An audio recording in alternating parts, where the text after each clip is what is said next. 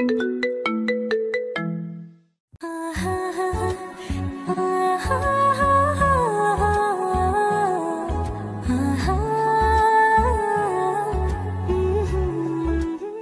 একসাথে বিয়ে সেরে ফেলবো, দেখি ভালো মেয়ে পাই কিনা।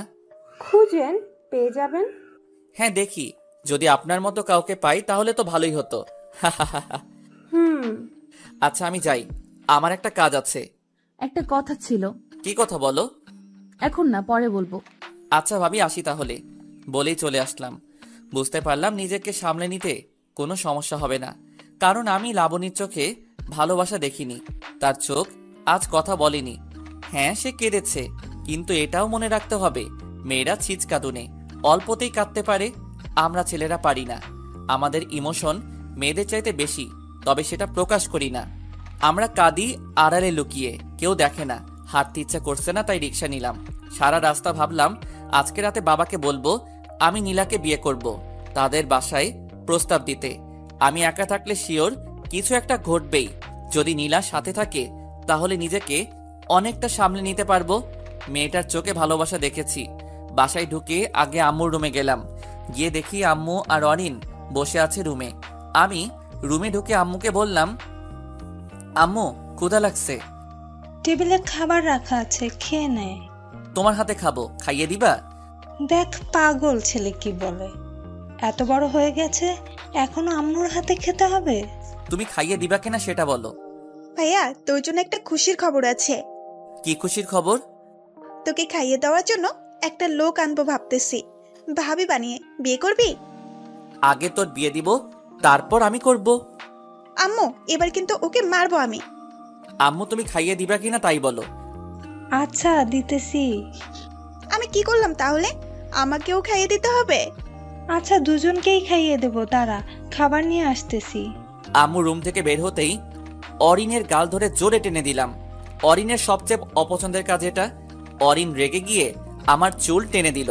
ভাই বোনের ঝগড়ার মধ্যে মন খারাপ উদাও হয়ে গেল। আর আম্মুর হাতে খাবার খেয়ে লাবণীর কথা ভুলেই গেলাম। আমার মন খারাপ থাকলে চানাচুর খাই, নয়তো আম্মুর হাতে খাবার খাই। মন খারাপ কোথায় চলে যায় নিজেও জানি না। খাওয়া দাওয়া শেষ করে ঘুমালাম একটু। বিকেলে ঘুম ভাঙতেই দেখলাম নীলা কল দিয়েছিল। আমি উঠে ফ্রেশ হলাম, তারপর ছাদে গিয়ে নীলাকে কল দিলাম। কলটা রিসিভ করতে নীলা বলল, হ্যালো। হ্যাঁ কল দিয়েছিলে দেখলাম। হ্যাঁ, কোনো সমস্যা আছে আপনার? সমস্যা কেন থাকবে? তাহলে? কিছু না, বলো কি বলবে। না বলবো না। কেন বলবা না? কারণ আপনি তখন আমার কল রিসিভ করেন নাই। আমি অনেক রাগ করছি, তাই এখন বলবো না। আমি তখন ঘুমাচ্ছিলাম, তাই রিসিভ করতে পারিনি। আমি জানি না এত কিছু। আমি রাগ করছি, এখন যদি আপনি রাগ ভাঙাতে পারেন তাহলে কথাটা বলবো, নয়তো বলবো না। আচ্ছা একটা কথার উত্তর দাও তো। কি কথা? তুমি বিয়ে করবা কবে? সেটা আব্বু আম্মু জানে। আমাকে বিয়ে করবে? মানে? মানে বিয়ে করবে আমাকে? তোমার আপু আর আমার ভাইয়া, আমি আর তুমি করবে বিয়ে? জানি না। আরে রাগ করলে নাকি? আমি তো মজা করতেছিলাম। ও, রাগ করিনি, আমি ভাবছিলাম সিরিয়াসলি বলছেন। আরে না, তোমার তো বিয়ের বয়স হয়নি। কি? আমার 18 বছর হয়েছে আরো 2 মাস আগেই। তারপরেও তুমি তো পিচ্ছি এখনো, কেমন জানি বাচ্চা বাচ্চা লাগে। আপনার সাথে কোনো কথা নাই। আচ্ছা ঠিক আছে, তুমি বাচ্চা না, বুড়ি। এবার ঠিক আছে? ধুর, রাখলাম, বাই। বলেই কল কেটে দিল। হা হা হা, মেয়েটাকে রাগিয়ে বেশ মজা পাইলাম। তবে আরেকটা জিনিস বুঝলাম, মেয়েটা আমাকে ভালোবাসে। আর বিয়ের প্রস্তাব দিলেও কোনো সমস্যা নাই। যেহেতু আমি জব করি সেহেতু কোনো সমস্যা হবে না। কথা বলতে বলতে অনেকটা রাত হয়ে গেছে, খেয়ালই করিনি। রাতের আকাশ বরাবরই আমার ভালো লাগে। কেন জানি অন্ধকার খুব পছন্দ আমার। সবাই যেখানে দিনের বেলায় ঘোরাঘুরি করে, আমি সেখানে রাতে ঘুরি। রাতটাই কেন জানি ভালো লাগে। পকেট থেকে সিগারেটের প্যাকেট বের করে কেবলমাত্র সিগারেট ধরালাম, ঠিক তখনই অরিন ছাদে চলে আসলো। আমার হাতে সিগারেট দেখে বলতে শুরু করলো, ভাইয়া তুই আবার সিগারেট খাচ্ছিস? আচ্ছা ফেলে দিতেছি। সব কয়টা আমাকে দে। কেন? দিতে বলছি, দে। আমি সিগারেটের প্যাকেটটা অরিনের হাতে দিলাম। ও সব কয়টা সিগারেট বের করে একটা একটা করে সব কয়টা সিগারেট ভেঙে ফেললো। এরপর বলল, এবার টাকা দে। ধর 100 টাকা নে। 1000 টাকা লাগবে। একটা ড্রেস দেখছি, 1000 টাকা। শর্ট আছে, তুই দিবি এখন? কি? 1000 দিতে পারবো না। দাঁড়া, আম্মুকে ডাকতেছি। আম্মু! আরে থাম থাম, দিতেছি। যা, বিকাশ করলাম। আচ্ছা, খরচ সহ দিবি। আচ্ছা দিতেছি, তাও এবারের মতো মাফ কর। মানে আমি সব শুনেছি। আর এবার তোরও একটা ব্যবস্থা হয়ে যাবে। টাকা তো আর এমনি এমনি নিলাম না। সিগারেট খাওয়ার অপরাধে 1000 টাকা নিলে হারাম হয়ে যাবে। তাই একটা কাজ করে দিয়ে তারপর নিব। মানে? বলেই দৌড়ে চলে গেল। আমি মনে হয় এবার গেলাম, জানি না কি বলবে। সবার আদর পেয়ে একদম মাথায় উঠে গেছে। আমি শিওর এখন গিয়ে আব্বুকে বলে দিবে আমার আর নীলার কথা। আল্লাহ, এবারের মতো বাঁচিয়ে দাও। অরিন নিচে চলে গেল। মাথা ঘুরতেছে আমার। ও সব বলে দেওয়ার আগে আমাকে বলতে হবে, নয়তো আব্বু অন্য কিছু মনে করবে, তখন আবার ঝামেলা হতে পারে। তাড়াতাড়ি করে নিচে চলে গেলাম। আব্বু রুমে গিয়ে দেখি আব্বু আর আম্মু দুজনেই বসে আছে। আমি গিয়ে বললাম, আব্বু একটা কথা ছিল। কি কথা বল? আব্বু আসলে কিভাবে যে বলি, সত্যি অনেক লজ্জা লাগতেছে। নিজের বিয়ের কথা নিজে কিভাবে বলবো বলেন? কে কি করলো সেটা দেখার বিষয় না, আমি কি করলাম সেটাই দেখার বিষয়। লজ্জা তো করবে, তাই না? এরপর আব্বু বলল, এত ভাবার কি আছে, যা বলার বলে দে। আব্বু আসলে আমি বিয়ে করতে চাই। কি বুঝি নাই, আবার বল। বিয়ে করবে? বিয়ে লুকিয়ে লুকিয়ে? আর কয়দিন প্রেম করবে? এইবার মনে হয় সব গেল, কারণ আব্বু প্রেম প্রেম একদম পছন্দ করে না। এরপর আব্বু বলল, মানে কি? তাহলে কি এতদিন অপূর্ব তাহলে প্রেম করেছে আমাদের না জানিয়ে? কেউ কি জানিয়ে প্রেম করে নাকি? তা মেয়েটা কে শুনি? নীলা। কোন নীলা? আমার বড় ভাইয়ের হবু বউয়ের ছোট বোন। অপূর্ব, আমি কখনো ভাবিনি তুই এমন একটা কাজ করবি, যা আমাদের সামনে থেকে। আব্বু আমি প্রেম করিনি, শুধু ভালো লাগছে তাই বলতে আসছিলাম যে ভাইয়ার আর আমার বিয়েটা একসাথে সেরে ফেললে কেমন হয়। আব্বু ধমক দিয়ে আমাকে বলল, চুপ কর বেয়াদব, কথা বলবি না একদম। চুপচাপ নিজের রুমে যা। আব্বুর কথা মতো রুমে চলে আসলাম, কিন্তু কেমন জানি লাগতেছে। আব্বু কি করবে কে জানে। দেখে তো খুব রেগে আছে মনে হলো। থাকলে থাকুক, তাতে আমার কি? বিয়ের বয়স তো হয়েছে, আর বেকার তো আর বসে নেই। বিয়ে করবই না কেন? বিয়ে না করালে পালিয়ে যাব। তবুও লাবণীর সাথে এক বাড়িতে একা থাকা সম্ভব না। কখন কি ঘটে বলা যায় না। এখন নীলাই আমার সব। নীলাকে নিয়েই স্বপ্ন দেখতে হবে, তাকে নিয়েই বাঁচতে হবে। বসে বসে এসব কথা ভাবতেছি, এমন সময় অরিন রুমে ঢুকলো আর বলতে শুরু করলো, ভাইয়া, ব্যাড নিউজ আছে। কি ব্যাড নিউজ? আরে তোর বিয়ে হয়ে যাবে এবার। মানে? মানে হলো, আব্বু আর আম্মুর কথা শুনে যেটা বুঝলাম সেটা হলো, কালকে আব্বু আর আম্মু আবার যাবে ওদের বাসায়, আর তারপর নীলা ভাবির সাথে তোমার বিয়ে ঠিক করবে। কি সত্যি? হ্যাঁ সত্যি, তবে আমার মন খারাপ। কেন? তোর তো খুশি হওয়ার কথা। একসাথে দুইটা বিয়ে হবে বাড়িতে, আনন্দ করবি, মজা করবি। আরে ধুর, রাখ তোর মজা। আমার ইনকাম সোর্স বন্ধ হয়ে গেল, এখন হাত খরচ কই পাবো? মানে কি? মানে আর কি, তুই সিগারেট খাইতি আর আমি ওখান থেকে ইনকাম করতাম, এখন তো সব বন্ধ হয়ে যাবে। ভাবি তোকে তো আর সিগারেট খেতে দিবে না। আচ্ছা বোন, আমার কষ্ট পাস না। তোকে প্রতি মাসে 2000 করে টাকা দিব। কিন্তু কেন দিবি? আজকে আমার সব কাপড় তুই ধুয়ে দিবি, তাই। আমি পারবো না, এর আগেও তুই বলেছিলি কিন্তু টাকা দিস নাই। এবার দিব সত্যি। কসম? কসম। অরিনকে প্যান্ট শার্ট বের করে দিয়ে দরজা বন্ধ করে দিলাম। উপরের দিকে তাকিয়ে দেয়াল দেখতেছি। হঠাৎ বাদিকে চোখ পড়তেই পুরনো ডায়েরিটা চোখে পড়ে গেল। ডায়েরিটা বের করলাম। ডায়েরির প্রতিটা পৃষ্ঠায় ধুলো জমে গেছে। এটা তো শুধু ডায়েরি, আমার মনেই তো ধুলো জমে গেছে। ডায়েরিটা হাতে নিয়ে মুছে আবার রেখে দিলাম জায়গা মতো, কারণ ডায়েরিটা খুললে আবার লাবণবর স্মৃতিতে জড়িয়ে যাব। আর এর চাইতে ভালো নাই খুললাম। নিজেকে কেন আটকে রাখবো তার কাছে? লাবণী তো বন্দি নেই, মুক্ত পাখির মতো হাসছে। তবে আমি কেন বিরহ ব্যথায় কষ্ট পাচ্ছি এখনো? জানি এর কোনো উত্তর আমার কাছে নেই, তাই নিজেকে প্রশ্ন করে বৃথা সময় নষ্ট ছাড়া আর কিছুই না। কি ভেবে আবারও ছাদে গেলাম। গিয়ে নীলাকে কল করলাম। 2 বার রিং হতেই কলটা রিসিভ করলো। কলটা রিসিভ করতেই আমি বললাম, হ্যালো। হ্যাঁ বলো। আমি তখনও বুঝে উঠতে পারিনি এটা নীলা নাকি লাবণী, তাই আবার বললাম, কি করো? আমি লাবণী। কথাটা শোনার পর বুঝতে পারলাম এটা লাবণী, নীলা নয়। হঠাৎ করে বুকের ভেতর ছ্যাট করে উঠল। মনে হলো ইমোশনগুলা সব উপরের দিকে উঠে আসতেছে। এক একটা দীর্ঘশ্বাস যেন সব ইমোশন বের করে দিচ্ছে। আমি কোনো মতে বললাম, নীলা কোথায়? আব্বুর রুমে। ও, ওকে একটু ডেকে দাও, কথা আছে ওর সাথে। কি কথা আমাকে বলো। সুযোগ পাইছে এবার। কষ্ট দিছো আমাকে তুমি, এইবার তোমাকে জ্বালাবো আমি। দেখি কতটা সহ্য করতে পারো। আমি কোনো কিছু না ভেবে বলেই দিলাম, নীলার সাথে আমার বিয়ে নিয়ে কথা হবে কালকে, তাই ওর সাথে কিছু কথা ছিল, একটু ফোনটা ওকে দেওয়া যাবে? নীলার সাথে তোমার বিয়ে মানে? তোমার মাথা ঠিক আছে? আমার মাথা হাত পা সব ঠিক আছে। এবার ওর কান্না মিশ্রিত কণ্ঠটা শুনলাম। অপূর্ব, তুমি কি সিরিয়াসলি বিয়ে করবা? বিয়ে তো করতেই হবে তাই না? ভাবলাম একসাথে করে ফেলি। একসাথে থাকতে না পারলাম, বিয়ে তো করতে পারবো তাই না? ওর ফুপিয়ে ফুপিয়ে কান্নার আওয়াজটা আমাকে কষ্ট দিতে লাগলো। তবে পুরনো কথা মনে পড়ে, আর কষ্ট লাগলো না। কতটা পেইন সে আমাকে দিছে। আমার সামনে দিয়ে বাইকে করে ঘুরছে, দেখিয়ে দেখিয়ে প্রেম করছে। তখন তো তার কষ্ট হয়নি, আজ কেন হচ্ছে? লাবণী তো খুশি থাকার কথা। সে যেমন ছেলে চাইতো তেমন ছেলে পেয়েছে, টাকাওয়ালা, হ্যান্ডসাম।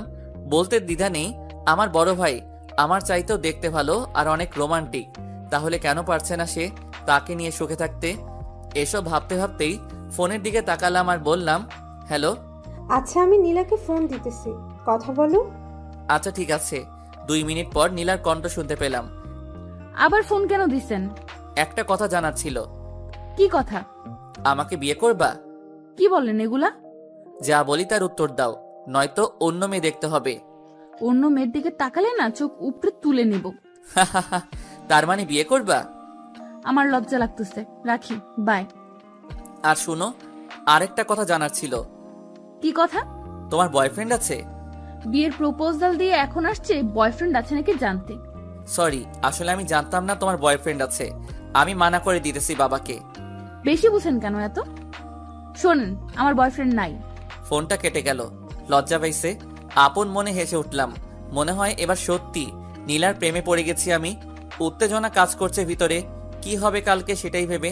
তবে মনে হয় না খারাপ কিছু হবে, কারণ ভাইয়ার সাথে লাবণীর বিয়ে ঠিক হতে পারলে আমার সাথে নীলার কেন হবে না? এত চিন্তা করে লাভ নেই, এর চাইতে ভালো ঘুমিয়ে পড়ি। যা হয় কালকে দেখা যাবে। পরের দিন সকালে ঘুম ভাঙলো আব্বুর ডাকে। এই যে ওঠেন, সকাল হয়ে গেছে। আব্বু, এত সকালে ডাকতেছো কেন? 9টা বাজে, এখনো সকাল? ও, অফিসের সময় হয়ে গেছে? আজকে অফিসে যেতে হবে না। কেন? আপনার জন্য মেয়ে দেখতে যাব। উঠেন তাড়াতাড়ি। কোন মেয়ে? আছে একজন, আমার বন্ধুর মেয়ে।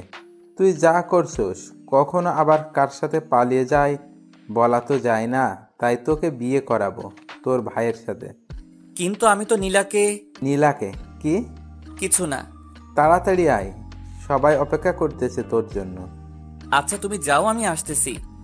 আব্বু আবার কি শুরু করলো আল্লাহই ভালো জানে। কোন মেয়েকে আবার ধরে আনবে? যাই হোক, আমি ডিরেক্ট বলে দিব আমার পছন্দ হয়নি। নীলাকে ছাড়া কাউকে বিয়ে করব না আমি, এটাই ফাইনাল। গোসল করে রেডি হয়ে বের হলাম। আব্বু, আম্মু আর অরিন বসে আছে নিচে। নিচে যেতেই অরিন আমার দিকে তাকিয়ে মুচকি হেসে দিল। বোনটাও যা হইছে, সবার আদর পেয়ে একদম দুষ্টু হয়ে গেছে। আব্বু আম্মু আমাকে দেখে বের হতেই অরিনকে বললাম, ও তুই তো বললি নীলার সাথে আমার বিয়ে। আমি শুধু শুনছি তোকে বিয়ে করাবে। আমি ভাবছি নীলার সাথেই করাবে, তাই বলছি। আমি কি জানতাম নাকি যে আব্বুর বোন তোর মেয়ের সাথে তোর বিয়ে ঠিক করবে? ভালো করছস, আমার লাইফটা শেষ হয়ে যাবে যদি নীলাকে বিয়ে না করতে পারি। মেয়েটাকে অনেক ভালোবেসে ফেলছি। তা তো আসবেই। আমার বড় ভাইয়ের বইয়ের ছোট বোন বলে কথা, ভালোবাসতে হবে না? তবে আফসোস, তোর বিয়ে অন্য কারোর সাথে। এত কথা না বলে চল এখন দেখি কোন পেতনির সাথে বিয়ে করাই। চল। কথা বলতে বলতে গিয়ে গাড়িতে উঠলাম। ড্রাইভার নাই, তাই নিজেকেই ড্রাইভ করতে হবে। সবাই গিয়ে পেছনে বসলো। নিজেকে ড্রাইভার ড্রাইভার মনে হচ্ছে, তাই অরিনকে ডাক দিয়ে সামনে আনলাম। অরিন সামনে এসে আমাকে বলল, কি ব্যাপার? কি আর ব্যাপার, সবাই পেছনে বসলে নিজেকে ড্রাইভার মনে হয়, তাই তোকে সামনে আনলাম। আচ্ছা চলো। কিন্তু যাবোটা কোথায়? আপু, ভাইয়া জিজ্ঞেস করতেছে কোথায় যাবে। কোথায় আবার? সে যাকে ভালোবাসে তার বাসায় লুকিয়ে প্রেম করার শাস্তিস্বরূপ তাকে বিয়ে করানো হবে। আব্বুর কথা শুনে সেই লেভেলের খুশি লাগছে। মিথ্যা বলল কেন তাহলে? মজা নিচ্ছে আমার সাথে, আমিও শোধ নিব এর। আমাকে টেনশনে রেখে মজা নেওয়া? নীলাদের বাসার সামনে এসে গাড়ি থামালাম। তারপর আব্বুর পেছন পেছন বাসায় ঢুকলাম। কেন জানি আজকে অনেক লজ্জা লাগছে। বুঝলাম সেদিন ভাইয়ারও সেম অবস্থা হয়েছিল। বাসার ভিতরে ঢুকে একজোড়া চোখ খুঁজতে লাগলাম, কিন্তু কোথাও পেলাম না চোখ জোড়া। আব্বুর সাথে গিয়ে বসলাম সোফায়। কিছুক্ষণ পর নীলার আব্বু আসলো। নীলার আব্বুকে দেখে আমার আব্বু বলে উঠল, কেমন আছেন? জি আলহামদুলিল্লাহ, আপনি? জি ভালো। রাতে যা বললাম সেটার ব্যাপারে কথা বলতে আসলাম। মেয়েকে দেখুন, তারপর না হয় কথা বলি। ডাকুন। এদিকে আই তো মা। ভীষণ অস্থিরতা কাজ করছে মেয়েটাকে দেখার জন্য। মনটা ভীষণ ব্যাকুল হয়ে পড়ছে। হঠাৎ দরজা ঠেলে বের হয়ে আসলো নীলা। কালো শাড়িতে পরেছে, হালকা মেকআপ আর হালকা লিপস্টিক। অন্যরকম লাগছিল তাকে। ইচ্ছে হচ্ছিল এখনই হাতটা ধরে ফেলি সারা জীবনের জন্য। বাহিরে কি ঘটছে সেদিকে আমার ভ্রুক্ষেপ নেই। আমি হারিয়ে গেছি নীলাতে। কেউ পারবে না আর আমায় সামলাতে। ঘোর কাটলো অরিনের ডাকে। এই ভাইয়া, হ্যাঁ বল। এদিকে আয়। বল। ভাবিকে নিয়ে রুমে যা, কথা বল। আচ্ছা, বুঝতে পারছি না কেন আলাদা রুমে যেতে হবে। দেখছিলাম তাকে দেখতে থাকি না, কেন বারবার যেতে হবে আলাদা রুমে? ঘোরটাই কেটে গেল। তবে আজকে তো সে নেশার মতো কাজ করছে। যতবার দেখতেছি ততবারই মাতাল হয়ে যাচ্ছি। পারফিউমের গন্ধে অবস্থা অনেকটাই খারাপ। চলে আসলাম আলাদা রুমে। জানি না আব্বু কি বলছে, আমি তো শুধু দেখছিলাম তাকে। যাই হোক, নীলার দিকে তাকিয়ে দেখলাম সে মাথা নিচু করে দাঁড়িয়ে আছে। ভালো করে তাকিয়ে লক্ষ্য করলাম শাড়ির কুচিটা এলোমেলো হয়ে আছে। তার মানে নীলা শাড়ি পরতে জানে না। আমিও তো পরাতে পারি না। কি হবে তাহলে? ধুরো, এত রোমান্টিক হয়ে কি হবে? সে নিজেই শিখে যাবে। দুজনেই চুপচাপ। এ যেন নীরবতা পালন করছে এমন কিছু। কি বলবো, কি বলা উচিত কিছুই বুঝতে পারছি না। মেয়েটাও চুপ করে আছে। সব দ্বিধা ভেঙে আমি প্রশ্ন করলাম, বিয়েটা করতে তুমি রাজি? সরাসরি প্রশ্ন করাই নীলার মুখটা কেমন যেন লাল হয়ে গেল। আমিও বোকার মতো সরাসরি প্রশ্ন করে বসলাম, সে বিয়ে করতে? এখন কি বলবো? হার্টবিট অলরেডি অনেকটাই বেড়ে গেছে। এবার আর তাকে প্রশ্ন না করে নিজেই বলতে লাগলাম, তোমাকে সেই প্রথম দিন দেখেই প্রেমে পড়ে গেছি। যেহেতু ভাইয়ার বিয়ে আর মাত্র 15 দিন বাকি, তাই প্রেম করার সুযোগ নাই। খুব ইচ্ছা ছিল প্রেম করে বিয়ে করব। চলো না এই বাকি 15 দিন প্রেম করি, তারপর বিয়ে। যদি থাকো রাজি, বিয়ে ঠিক করব আজই। Nila, will you marry me? Yes I will. Nila কথাটা বলেই লজ্জায় আমার বুকে মুখ লুকালো। শিওর হয়ে গেলাম সেও আমাকে ভালোবাসে। নীলাকে শক্ত করে জড়িয়ে ধরলাম। হঠাৎ করে অনুভব করলাম মেয়েটা কাঁদতেছে। ওর কান্নার শব্দ পেয়ে আমি বলতে শুরু করলাম, কি হলো, কাঁদতেছো কেন? জানেন, আমি আপনাকে প্রথম দেখেই প্রেমে পড়ে গেছি। আমি ভেবেছিলাম পালিয়ে বিয়ে করব, কিন্তু আমাদের তো বিয়ে ঠিক হয়ে গেছে। এখন কি হবে? ও আল্লাহ, আমারে উঠাইয়া নাও। এই মেয়ে বলেটা কি? নীলার কোমরে হাত রেখে টান দিতেই আমার বুকের সাথে এসে আটকে গেল। এমন সময় দরজায় টোকা পড়ল। উফ, এখনই আসতে হলো। এরপর নীলার কানে কানে বললাম, তোমাদের বাসায় প্রাইভেসি নাই? আমার কথাটা শুনে নীলা খিলখিল করে হাসতে শুরু করলো। আমি দরজা খুলে দেখলাম বাইরে লাবণী দাঁড়িয়ে আছে। লাবণী আমাকে দেখে কেমন জানি হয়ে গেল, ছটপট ভিতরে ঢুকে গেল। আর আমিও কিছু না বলে বাইরে চলে আসলাম। হবু বউয়ের সামনে এক্স গার্লফ্রেন্ডকে কি বলবো? আমি এসে বসলাম আব্বুর পাশে। তারা কথা বলতেছে আর হাসতেছে। মনে হয় বিয়েটা কনফার্ম। একটু পর আম্মু আমাকে বলল, অপূর্ব, তোর মতো কি? আমি কি বলবো? তোমরা যা বলবে তাই হবে। তাহলে আর কি, আগামী মাসের 12 তারিখে তোদের বিয়ে। আচ্ছা আব্বু, আমি আসতেছি, আমার একটু কাজ আছে। আমিও যাবো, চল। আচ্ছা যা। সালাম দিয়ে বাহিরে চলে আসলাম। বাহিরে আসতেই অরিন আমাকে বলল, কিরে ভাইয়া, তোর কি মন খারাপ? না, মন খারাপ কেন হবে? যাকে চাইছি তার সাথে তো বিয়ে, মন খারাপ কেন হবে? জানি না, বাট মনে হচ্ছে মন খারাপ। আরে না, মন খারাপ না, এমনি মাথা ব্যথা করতেছে। তবে যাই বলিস না কেন, নীলা ভাবি চাইতে লাবণী ভাবি দেখতে সুন্দর। বলছে তোরে নীলা দেখতে সুন্দর, লাবণী চাইতে একটু খাটো শুধু, আর কিছু না। ওই হলো, নিজের বইয়ের প্রশংসা আর করতে হবে না। হুঁ, বাদ দে। ভাবতেছি তোর জন্য ছেলে দেখবো। একসাথে 3টা বিয়ে হবে বাড়িতে, খরচ কম হবে। ভাইয়া, খারাপ হয়ে যাবে কিন্তু। আমি এখন বিয়ে করব না, ঠিক আছে? তাহলে ঠিক আছে, যখন ইচ্ছা করিস। এখন চুপ থাক। ওকে। বাসায় এসে গোসল করলাম। ভালো লাগছে না কেন জানি। একটা ঘুমের ট্যাবলেট খেয়ে ঘুম দিলাম, কিন্তু বেশিক্ষণ ঘুম হলো না। ফোন কলের শব্দে ঘুমটা ভেঙে গেল। তাকিয়ে দেখি নীলার কল। হ্যালো। কি করেন? এই তো ঘুমাচ্ছিলাম। তুমি? ভাবতেছি কি ভাবতেছো? কত তাড়াতাড়ি কত কিছু হয়ে গেল, তাই না? অনেক কিছু হয়ে গেছে। সামনে তো আরো অনেক কিছু হবে। এখন বলো, কি জন্য কল দিছো? আজকে একটু ঘুরতে বের হব তোমার সাথে, তাই। ভাবিকে নিয়ে আসবা? না, একাই আসবো। আর আপু তো শপিং এ গেছে তোমার ভাইয়ার সাথে। কি? হ্যাঁ, এত অবাক হওয়ার কি আছে?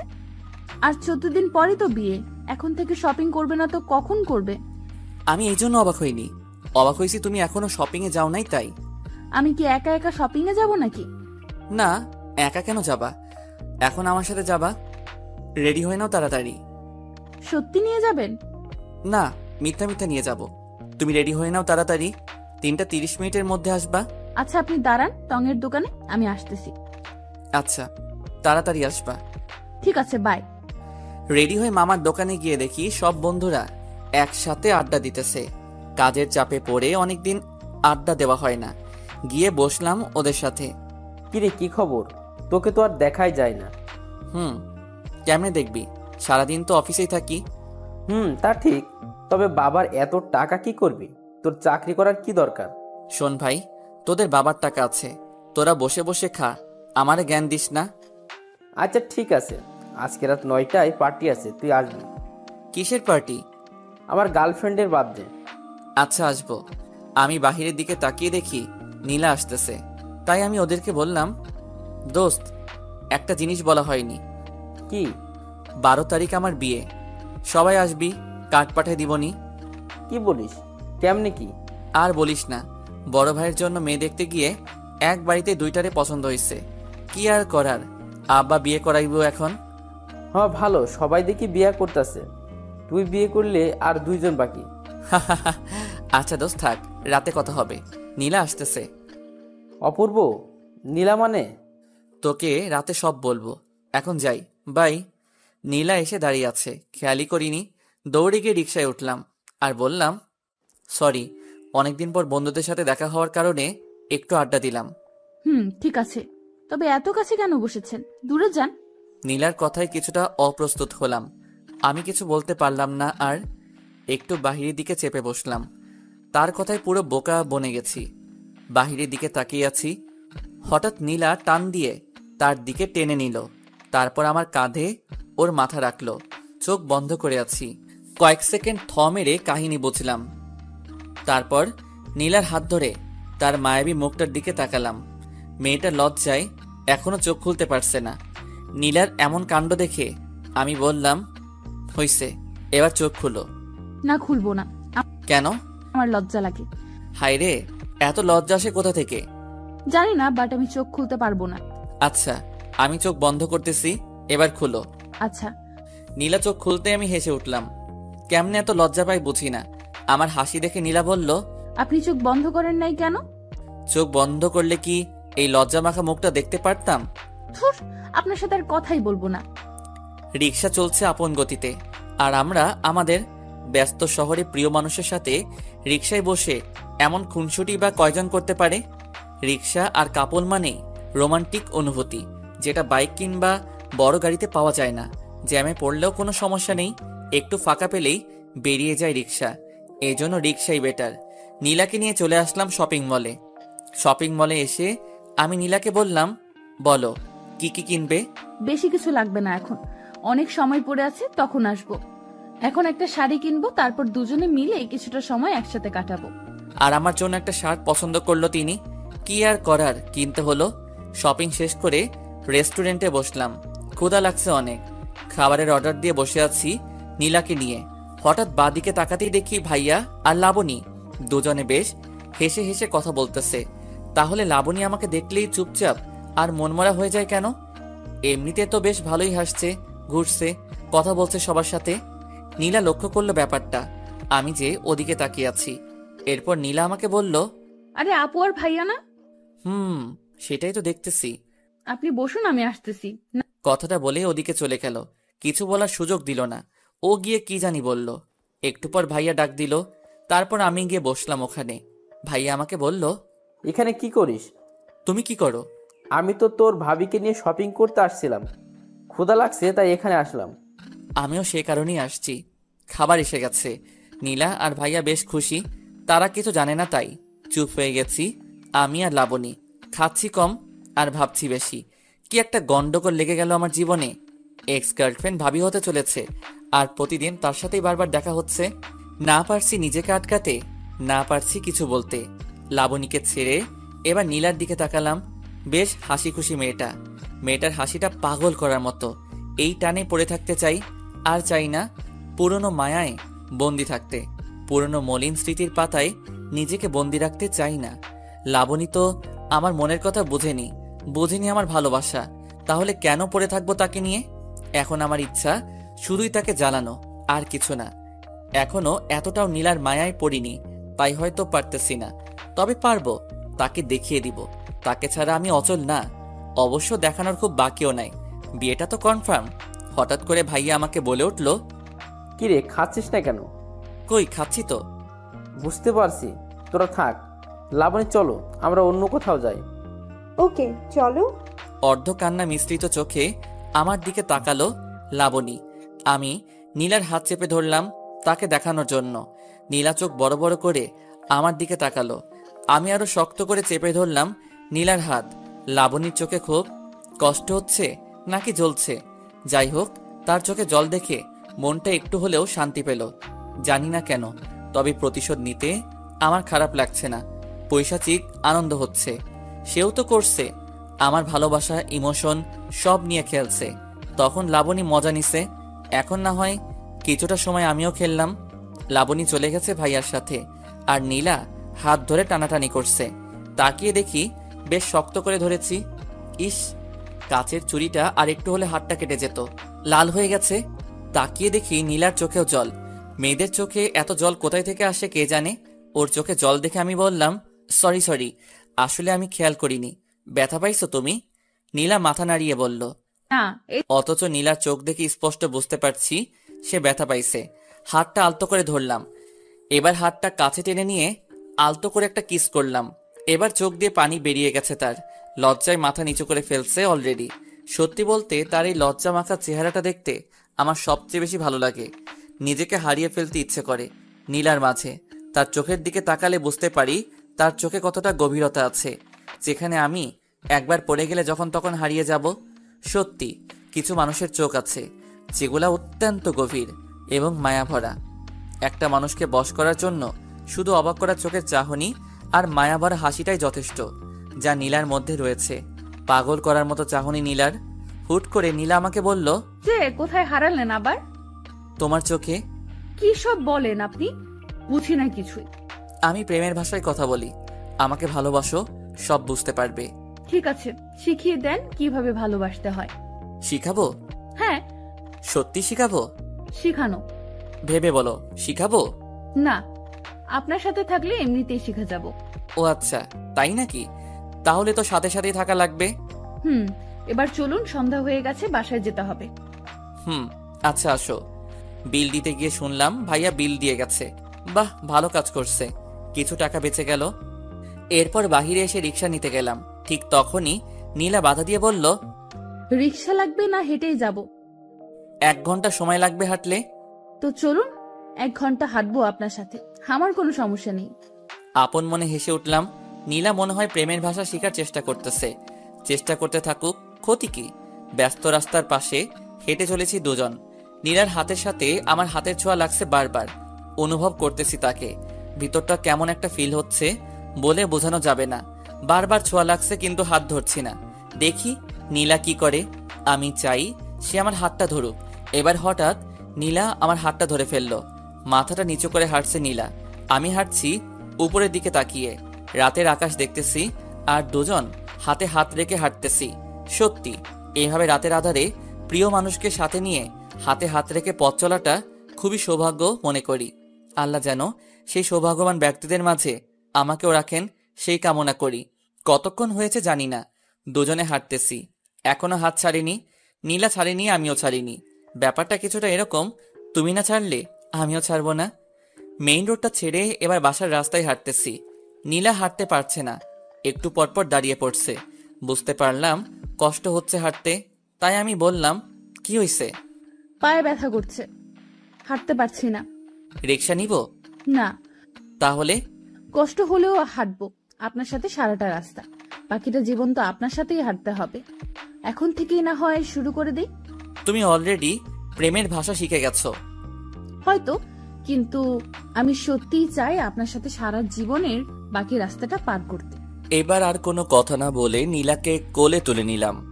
পুতুলের মতো মেয়েটা বুকে মাথা রেখে চোখ বন্ধ করে চুপচাপ শুয়ে আছে। লজ্জায় কাঁপছে মেয়েটা, কিছুটা ভয়েও। ভয়ে ভয়ে জিজ্ঞেস করলো, এটা কি করলেন? বাকি রাস্তাটা তো আমার সাথে হাঁটবে।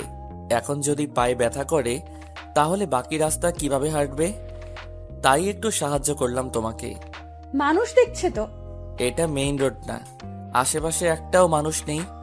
তারপরও আমার লজ্জা লাগতেছে, আমি হেঁটে যাব, নামিয়ে দিন আমাকে। লজ্জা লাগলে চোখটা বন্ধ করে থাকো। নীলাও চুপ, আমিও চুপ। নিঃশব্দে হেঁটে চলেছি আমি। আকাশে মেঘ জমেছে, শুধু বৃষ্টি নামাটাই বাকি। তুমি চাইলে বৃষ্টি, মেঘও ছিল রাজি, অপেক্ষা শুধু বর্ষণের। হঠাৎ ঝুম করে বৃষ্টি নেমে গেলে খারাপ হতো না? আজ হঠাৎ বৃষ্টিটাকে খুব মিস করছি। যদি বৃষ্টি নামতো। মনে মনে প্রার্থনা করতেছি যাতে বৃষ্টি নামে। হঠাৎ মেঘের গর্জনে নীলা আমাকে শক্ত করে জড়িয়ে ধরল। তারপর শুরু হলো বৃষ্টি। আল্লাহকে মনে মনে ধন্যবাদ জানালাম। নীলা মেঘের গর্জন শুনে ভয়ে চুপসে গেছে, সেই সাথে অঝরে বৃষ্টি। দুজনে ভিজে একাকার। ইচ্ছে করছে নীলাকে একটা কিস করি, কিন্তু না, বিয়ের আগে কিস করব না। আর তো কয়েকটা দিন, তারপর না হয় একসাথে বৃষ্টিতে ভেজে যাবে। 1000 বার কিস করলেও কোনো বাধা থাকবে না তখন। কিন্তু আজকে না, আজকে নিজেকে সামলাবো যেইভাবেই হোক। নীলা আর আমি দুজনেই ভিজে গেছি। মেয়েটা বৃষ্টিতে ভিজে কাঁপতেছে, ঠান্ডা লাগছে মনে হয়। সামনে একটা চায়ের দোকান, নির্জন রাস্তা। রাতের বেলা খুব কম মানুষই থাকে সেখানে। দোকানে গিয়ে দাঁড়ালাম। নীলা ছাড়ছে না আমাকে। নিচে নামিয়ে দিয়েছি, কিন্তু এখনো শক্ত করে জড়িয়ে ধরে আছে। দোকানে আরেক জোড়া প্রেমিক প্রেমিকা, তারা এক কাপে দুজনে চা খাচ্ছে। কিছুক্ষণ পর আমি নীলাকে বললাম, নীলা, চা খাবে? না, আপনি খান, আমি খাবো না। আচ্ছা থাকো, আমি চা খাই তাহলে। হুম। মামা, 1 কাপ দুধ চা দিন। ঝুমঝুম বৃষ্টি আর মামার চা বানানোর টুংটাং শব্দ খারাপ লাগছে না, অন্যরকম অভিজ্ঞতা। চা খেতে খেতে নীলাকে প্রশ্ন করলাম, ঠান্ডা লাগছে না? একটু। ফোনটা বের করে দেখলাম অলরেডি 8টা বেজে গেছে। আকাশকে কল দিলাম। কিরে, কই তুই? সরি ভাই, আমি যেতে পারবো না। তোরা এনজয় কর, আমার কাহিনী বিয়ের দিন বলবো তোকে। কিন্তু আসবি না কেন? একটু প্রবলেমে আছি। কি প্রবলেম? আরে তেমন কিছু না, তোকে বলবো বিয়ের দিন। আচ্ছা। ফোনটা রাখতে একটা গাড়ি এসে দাঁড়ালো দোকানের সামনে। গাড়ির গ্লাস খুলে ভাইয়া ডাক দিল, কিরে, এখানে কি করিস? আরে বৃষ্টির মধ্যে আটকে গেছি। গাড়িতে ওঠ। শালার এই লাবণীর সাথে বারবার দেখা কেন হয়? নীলা এখনো ছাড়েনি আমাকে, আর মনে হয় ছাড়বেও না। এমন একটা ছক কষেছে মাথায়। নীলাকে আবার কোলে তুলে নিলাম। গাড়ির ভিতর থেকে ভাইয়া আর ভাবি, মানে লাবণী, দুজনেই দেখছে ব্যাপারটা।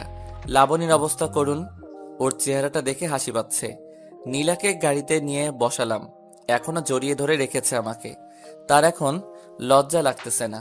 ভাই আর তার বড় বোনের সামনে সে আমাকে জড়িয়ে ধরে আছে।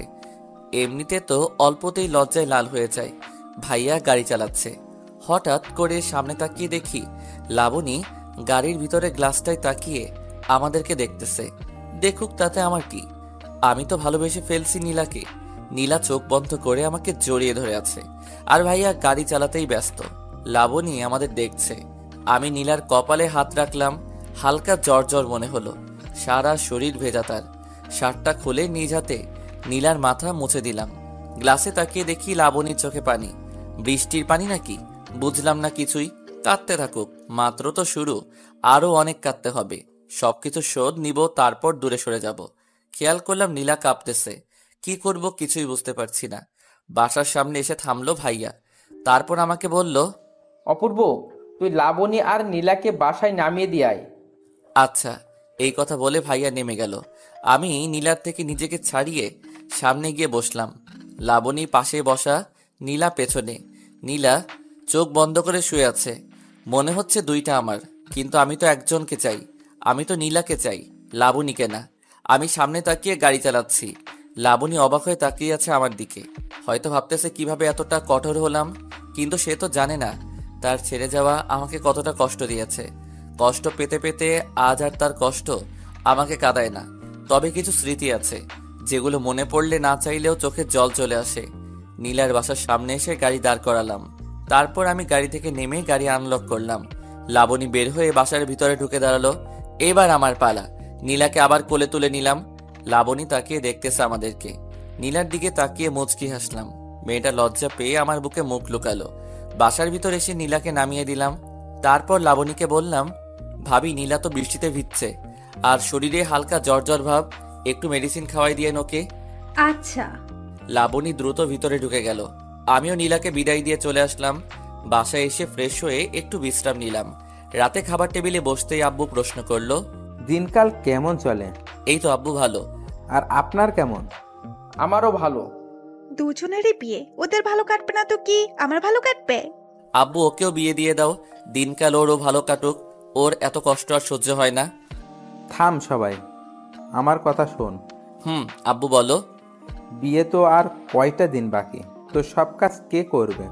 অরিন। আমি মানে? তোর বিয়ের সময় আমরা শোধ করে দিব, ঠিক আছে? আচ্ছা, ডেকোরেশন এর লোক দিয়ে করিয়ে নিব, কিন্তু কাউকে তো সাথে থাকতে হবে, তাই না? কেন, তুমি কি করবা? আমি কি করব? বন্ধুদের সাথে আড্ডা দিব। একটা কাজ করা যায়। কি কাজ? তুমি আর তোমার বন্ধুরা মিলে কাজ করবা, আড্ডাও হবে কাজও হবে। এ তো ভালো কাজ, আমার করতে হবে না। অপূর্ব, তুই বাসা সাজানোর কাজটা দেখবি, আর তুই দেখবি রান্নার দিকটা। আচ্ছা, এটা কোনো কথা হলো? নিজের বিয়েতে নিজেকেই কাজ করতে হবে? দূর, ভাল লাগে না আর। ভাবছিলাম বিয়ের আগে বউকে নিয়ে সেই মজা করব, সেটা আর হলো না। কি আর করার, কাজে লেগে পড়তে হবে 2 দিন পর থেকে। এরপর খাবার খেয়ে রুমে এসে শুয়ে পড়লাম। পরের দিন সকালবেলা ঘুম থেকে উঠে নীলাকে কল দিলাম। রিং হচ্ছে কিন্তু ধরছে না। আল্লাহই জানে কি হয়েছে আবার। কালকে যেরকম ভিজছে বৃষ্টিতে, জ্বর না আসলেই হলো। 3-4 বার কল দিয়েও কোনো রেসপন্স না পেয়ে উঠে ফ্রেশ হলাম। রুমে এসে দেখি ফোনে 2 বার কল করেছিল নীলা। এবার রিং হওয়ার সাথে সাথেই কল ধরলাম। হ্যালো। কই ছিলেন? এই তো ফ্রেশ হলাম। তুমি কই ছিলে? কল দিছিলাম, ধরনি কেন? আমিও ফ্রেশ হলাম। ওহ, আজকে দেখা করতে পারবা? পারবো। তোমার জ্বর কমেছে? না, কালকের মতো হালকা, বেশি না। সমস্যা নাই। মেডিসিন নিবা?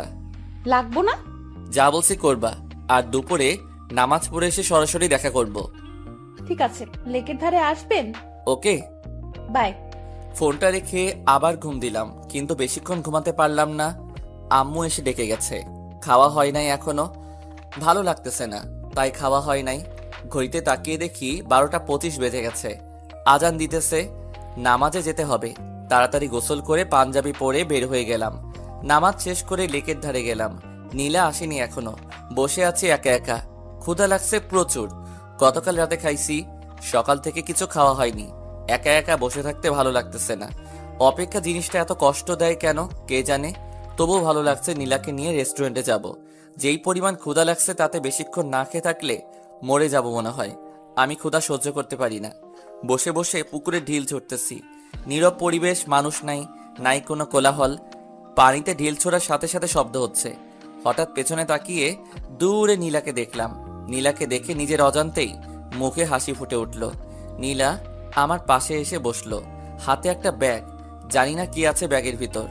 আমার কাছেও একটা জিনিস আছে, গাছের পাশে লুকাই রাখছি। পাঞ্জাবির পকেট নাই। কিছুক্ষণ পর নীলা আমাকে বলে উঠল, পাঞ্জাবিতে আপনাকে ভালো লাগতেছে। তোমাকে শাড়িতে ভালো লাগে। আপনার জন্য একটা জিনিস আনছি। সেটা তো দেখতেই পাচ্ছি, কিন্তু জিনিসটা কি? চোখ বন্ধ করেন। মেরে ফেলবা নাকি? আপনি চোখ বন্ধ করেন, নয়তো দিব না। আচ্ছা ঠিক আছে, বন্ধ করলাম। নাকে বিরিয়ানির গন্ধ পাইতেছি। কৌতূহল কাটিয়ে চোখ খুলে ফেললাম। যা ভাবছি তাই, নীলা বিরিয়ানি রান্না করে আনছে। এরপর আমি বললাম, তুমি কেমনে জানলে বিরিয়ানি আমার প্রিয়?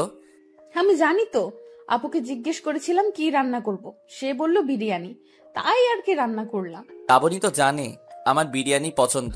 কত শতবার তার সাথে বসে বিরিয়ানি খাইছি, আজকে তার ছোট বোনের সাথে বসে খাবো। এরপর নীলা আমাকে বলে উঠল, নেন খান। আমি খেতে পারবো না। কেন? তুমি খাইয়ে দিবা। আমি পারবো না। তাহলে আমিও খাবো না। ঠিক আছে, হা করুন। নীলা আমাকে খাইয়ে দিতে শুরু করলো। বিরিয়ানি মুখে দিতেই বলছিলাম এটা লাবণী রান্না করছে। তার হাতের রান্না অনেকবার খাইছি আমি। বিরিয়ানিতে সেই ঝাল বেশি দিবে, আর যখন প্যাকেট করার সময় লেবুর রস দিয়ে অনেকটা টক বানিয়ে ফেলবে। এই স্বাদটা কখনো ভোলা যাবে না। নীলা হেল্প করছে রান্না করতে, কিন্তু ঝাল আর লেবুর রসটা নীলিমা দিচ্ছে। অদ্ভুত একটা স্বাদ, চোখে পানি চলে আসছে। অনেক দিন পর লাবণীর হাতের বিরিয়ানি খেলাম আবার। নীলা আমার দিকে তাকিয়ে বলল, আপনার কি ঝাল লাগছে? পানি আনছো? হ্যাঁ, এই নিন। বোতলটা এগিয়ে দিল নীলা। ধরা পড়ে যাওয়ার আগে নিজেকে সামলে নিলাম। বারবার কেন লাবণীর কথাই মনে পড়ে? নীলাকে তো ভালোবাসি, তাহলে লাবণীর স্মৃতি কেন কাঁদায়? উত্তরটা আমার অজানা নয়, তবুও বারবার বোকার মতো নিজেকেই প্রশ্ন করে বসি। উত্তর তো এটাই হবে যে কিছু মানুষ আছে যাদেরকে একটা সময় অনেক ভালোবাসা হয়, কিন্তু মানুষটা বোঝে না। তখন আমরা অনেক কষ্ট পাই। আস্তে আস্তে কষ্টের মাত্রাটা কমে আসে। আমরাও একা পথ চলতে শিখে চাই। বুঝতে পারি ওপাশের মানুষটা আমাকে চায় না, তাহলে কেন বারবার তার পিছনে ছুটবো? তাকে ভেবে কেন কষ্ট পাবো? এইভাবে একটা সময় আমাদের ভিতর আর তার প্রতি কোনো ফিলিংস থাকে না, সত্যি কোনো ফিলিংস থাকে না। আর কান্না পাই না তার কথা মনে হলে, বরং হাসি পাই। নিজেকে অনেক বোকা মনে হয়। নিজের কর্মকাণ্ডগুলো, নিজের পাগলামির কথা মনে পড়ে, তখন সত্যি আমরা হাসি। কারণ তখন আমরা নিজেদের নিয়ে ভাবতে শিখে গেছি, বাঁচতে শিখে গেছি একা একা। বাইরে বাইরে আমরা অনেক হ্যাপি, হয়তো ভিতরেও তবে অনেকটা মৃত মানুষের মতো হয়ে যাই।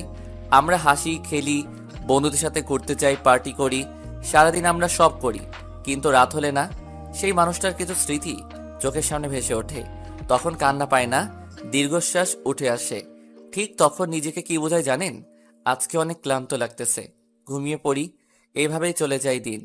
কিন্তু এমনও কিছু স্মৃতি আছে যেগুলো মানুষকে কাঁদায়। ঠিক সেই স্মৃতিগুলোর মধ্যে এটা একটা। তাই আমি কাঁদি, তাই তার কথা বারবার মনে পড়ে। হুট করে নীলা আমাকে বলে উঠল, কি ব্যাপার, খাচ্ছেন না কেন? কই, খাইতেছি তো। সেই কখন থেকে দেখতেছি ভাবতেছেন। কি ভাবেন এত? ভাবতেছি কবে এই মেয়েটাকে নিয়ে একসাথে থাকবো, দুজনে মিলে রান্না করব, তারপর খাবো। আমার মনে হচ্ছে এখন না, আরো 1 বছর পর করি। কেন 1 বছর পর? কেন? এই 1 বছর প্রেম করব, তারপর বিয়ে। ঠিক আছে, তাহলে আব্বুকে বলি এখন বিয়ে করব না। আরে না, এমনি বলছি। বুঝি বুঝি, সবই বুঝি। কি বুঝেন? এই যে তুই ভয় পাইতেছো 1 বছরে যদি অন্য কারো হয়ে যায়। ঘোড়ার ডিম বুঝেন? ওইটা আবার কি? খায় না পরে? বুঝবেন না, কি করে? বুঝিয়ে বলো। বিয়ের পর বলবো। না, এখন শুনবো। বলছি না, বিয়ের পর বলবো। বলেই রাগী লোক নিয়ে তাকালো। হায় হায়, মেয়ে দেখি রাগও করতে পারে। রাগলে তো দারুণ লাগে নীলাকে। চোখগুলো গোল আলুর মতো হয়ে যায়, বাচ্চাদের মতো লাগে। এরপর আমি নীলাকে বললাম, তুমি রাগও করতে পারো? আমি কি এলিয়েন যে রাগ করতে পারবো না? না, আসলে আমি ভাবছিলাম তুমি রাগ করতে পারো না। শোনেন, আমি অনেক রাগী, ঠিক আছে? বিয়ের পর দেখিয়েন। আচ্ছা, দেখা যাবে কত রাগ আছে তোমার।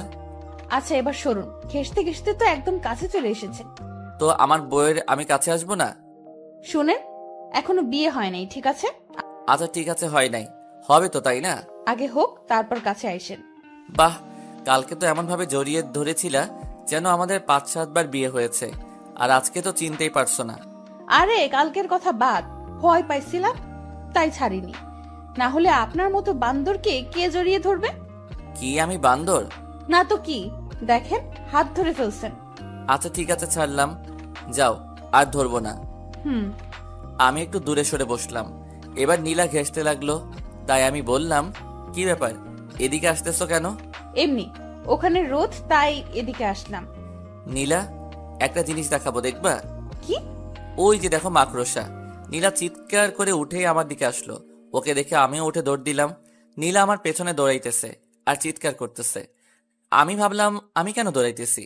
আমি দাঁড়াতেই নীলা এসে জড়িয়ে ধরলো। তারপর আমি বললাম, নীলা ছাড়ো আমাকে। না, মাকড়সা। আমাদের তো এখনো বিয়েই হয় নাই, জড়িয়ে কেন ধরছো? হয় নাই, হবে তো, তাই না? আগে হোক তারপর ধইল। প্লিজ, আমি ভয় পাই মাকড়সাকে। আরে মাকড়সা নাই তো, আমি এমনি বলছি। না, আছে। আরে দেখো নাই। তার মানে আপনি মিথ্যা বলে আমাকে ভয় দেখাইছেন? মাঝে মাঝে একটু একটু মিথ্যা বললে কিছু হয় না। আপনি থাকেন, আমি গেলাম। আরে ওষুধগুলো নিয়ে যাও। নীলা ওষুধগুলো নিয়ে দ্রুত হেঁটে চলে গেল। পেছন থেকে তার চলে যাওয়া দেখতে লাগলাম। বেশ রাগী মেয়েটা। প্রথমে তো ভাবছিলাম শান্তশিষ্ট ভদ্র একটা মেয়ে, এখন তো দেখি পুরা উল্টা, রাগের ডিব্বা একটা। আমি একটা রিক্সা নিয়ে নীলার পিছনে পিছনে যেতে লাগলাম। মামাকে বললাম আস্তে চালাতে। মামাও বুঝে ফেললো ব্যাপারটা, আস্তে আস্তে রিক্সা চালাতে লাগলো। নীলা একটু পর পর পিছনে তাকিয়ে দেখছে। আমি বললাম, এই যে মিস, রিক্সায় ওঠেন। এভাবে আর কতক্ষণ হাঁটবেন? আপনার সাথে যাব না আমি, আপনি একাই যান। সত্যি যাবে না? না। এই মামা, জোরে টানো তো, একাই যাব। হঠাৎ নীলা রিকশায় উঠে বসলো, মাঝখানে ব্যাগ দিয়ে রাখছে। দুবার ব্যাগ সরানোর চেষ্টা করলাম, কিন্তু সফল হতে পারিনি। প্রতিবার হাত সরিয়ে দিছে। বুঝলাম রাগ করছে। এখন রাগ কিভাবে ভাঙাবো? দেখি হাত ধরে রাগ ভাঙে কিনা। নীলার হাত ধরতেই ঝটকা মারলো। এরপর আমি নীলাকে বললাম, এরকম কেন করতেছো? তো কিরকম করব? এই সামান্য বিষয় নিয়ে এই রিয়েক্ট? ওকে মামা, রিক্সা থামাও। রিক্সা থেকে নেমে ভাড়াটা দিয়ে বললাম, উনি যেখানে যেতে চায় সেখানে নামিয়ে দিও। বলেই সামনের গলি দিয়ে হাঁটতে লাগলাম। সন্ধ্যা হয়ে গেছে। বাসায় আসতে আসতে বাসায় এসে ফোনটা অফ করলাম। রাগ হইতেছে প্রচুর। সামান্য বিষয় নিয়ে কেউ এত রিয়েক্ট করে? যাই হোক, 2 দিন আর ফোন অন করব না। সারা রাত ফোনটা বন্ধ করে রাখলাম। পরের দিন ঘুম থেকে উঠে ফোন অন করে দেখি অনেকগুলো মিসড কল। নীলা কল দিয়েছিল, এর মধ্যে আবার লাবণীর কলও আছে দেখতেছি। লাবণীর নাম্বারে কল ব্যাক করলাম। একটু পর কলটা রিসিভ করল আর বলল, হ্যালো। হ্যাঁ, কল দিছিলেন?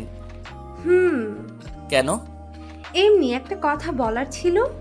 কি কথা বলেন? আসলে আমি চাই না তুমি নীলাকে বিয়ে করো। কেন? জানি না, আমি মেনে নিতে পারছি না তোমাদের। তুমি প্লিজ বিয়েটা করবে না? তুমিও তো আমার ভাইকে বিয়ে করতেছো, আমি কি কিছু বলছি? দেখো, সবকিছু ফাইনাল। আর আমিও নীলাকে ভালোবাসি আর ওকেই বিয়ে করব। কিন্তু অপূর্ব, আমি... তুমি আমার ভাবি। অপূর্ব, মাফ করা যায় না আমাকে? কিসের জন্য? তোমাকে কষ্ট দিয়েছিলাম এই জন্য। ভাবি, এটা কোনো কথা বললেন? সে কবে কি হয়েছে সেটা নিয়ে এখনো পড়ে আছেন? আমি ওইসব ভুলে গেছি অনেক আগেই। তুমি বিয়েটা করো না প্লিজ। ফোন রাখুন, নীলা কল দিতেছে। কলটা কেটে দিলাম আর লাবণীর নাম্বারটা ব্লক লিস্টে রেখে দিলাম। ও এরকম করলে হয়তো সত্যি বিয়েটা করা হবে না, রিস্ক নিতে চাই না কোনো। এরপর নীলাকে কল দিলাম। কি হয়েছে, কল দিয়েছো কেন? ফোন বন্ধ ছিল কেন? চার্জ ছিল না। মিথ্যে কথা। মিথ্যা কেন বলবো? কারণ রাগ করে আছেন, তাই। রাগ তো তুমি করে আছো, আমি না। হ্যাঁ, আমি রাগ করেছিলাম, কিন্তু পরে আবার আপনি রাগ করেছেন। তো কল দিছো কেন ওইটা বলো। ভালোবাসি তাই।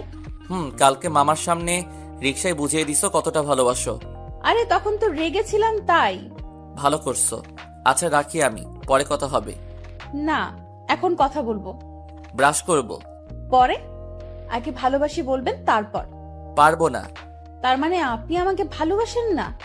জানি না। ঠিক আছে, যান, রাখেন, কথা বলতে হবে না, বাই। ভালোবাসি। কাকে? আপনাকে। কি? আপনার মাথা। শুনো, আজকে রাতে তোমার বাসায় যাব আমি। কেন? একটা কাজ আছে। কি কাজ? যখন যাব তখন দেখে নিও। না, এখন বলতে হবে। আরে বলা যাবে না এখন, সারপ্রাইজ হিসেবে থাকুক। তো কখন আসবেন? সবাই যখন ঘুমাতে যাবে তখন। কেন? সবাই ঘুমানোর পর কেন? বুঝো না কেন? না, কেন বলেন। সারাদিন আর কথা হবে না, যা হওয়ার রাতে। বাই, রাখলাম। ফোনটা কেটে দিয়ে অফ করে ফেললাম। একটু ভয় ভয় থাকুক, দেখুক কেমন লাগে, বাকিটা রাতে হবে। সারাদিন ফোন বন্ধ করে রাখলাম। রাখি একটু চিন্তায়, তারপর হুট করে সারপ্রাইজটা দিয়ে দিব। সন্ধ্যা হতে সব অ্যারেঞ্জমেন্ট করে ফেললাম। তারপর আস্তে আস্তে পা বাড়ালাম নীলার বাসার দিকে। ওর বাসার সবাই জানে যে এসব আমি করছি, ওরাও হেল্প করছে। শুধু নীলা জানে না। আমি নীলার বাসায় গিয়ে চুপ করে ওর রুমের ভিতর ঢুকে পড়লাম। গিয়ে লুকিয়ে পড়লাম ওর খাটের নিচে। কি করব, আর কোনো জায়গা নাই লুকানোর মতো। 8টা বেজে গেছে, নীলা আসেনি এখনো। কিছুক্ষণ পর নীলা আসলো, এসে বিছানায় বসলো। আমি চুপচাপ বসে আছি, নড়াচড়া করলাম না। নীলা বারবার জানালার দিকে যাচ্ছে, আবার বিছানায় আসছে। বিছানার নিচে এত কামড়ে সব লাল বানায় দিল। তারপরেও দাঁত চেপে বসে আছি। ওখানে কতক্ষণ ছিলাম মনে নেই। হঠাৎ ঘুমিয়ে গেলাম। ঘুম ভাঙতে দেখি লাইট অফ।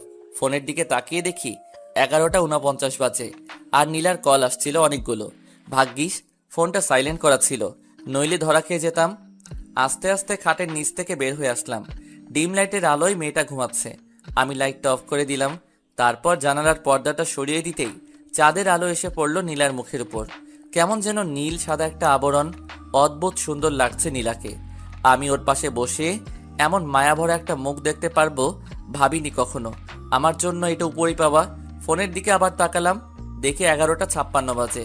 না, আর দেরি করা উচিত হবে না। নীলা গভীর ঘুমে আছে। আরো একটু সতর্কতার জন্য আরেকটু চেক করে নিলাম, না সত্যিই ঘুমিয়ে গেছে। নীলাকে কোলে তুলে নিলাম। আস্তে আস্তে মেয়েটা নড়ে উঠল। এত কম ওজন হবে ভাবিনি। খুব সহজেই কোলে তুলে ফেললাম। ভালো হয়েছে, বিয়ের পর যখন কোলে নিব তখন আর প্রবলেম হবে না।